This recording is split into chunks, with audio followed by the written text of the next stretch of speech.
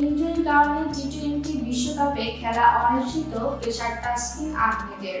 তবে বিশ্বকাপে খেলতে যাওয়ার আগে যে প্রস্তুতিটা নেওয়া দরকার সেটি তিনি নিতে পারছেন না। আসর শুরুর আগে যুক্তরাষ্ট্রের বিপক্ষে 3 ম্যাচের সিরিজ খেলবে বাংলাদেশ, কিন্তু ইনজুরির কারণে এই সিরিজ থেকে ছিটকে আছেন তাসকিন। তার বিকল্প হিসেবে ডাক পেতে পারেন আরেক পেসার হাসান মাহমুদ। বিসিবির সূত্র গণমাধ্যমকে জানায়, খেলতে না পারলেও দলের সঙ্গে যুক্তরাষ্ট্র যাবেন তাসকিন। সেখানে চিকিৎসা করা হবে তার।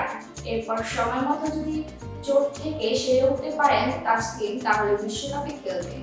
যদি চোট কেটে উঠতে না পারেন, তাহলে দেশে ফিরে আসতে হবে। আগামী 15 মে যুক্তরাষ্ট্রের উদ্দেশ্যে দেশ ছাড়বে বাংলাদেশ দল। এরপর যুক্তরাষ্ট্রের বিপক্ষে হিউস্টনে 3 ম্যাচের সিরিজ খেলবে নাজমুল হোসেন শান্তর দল।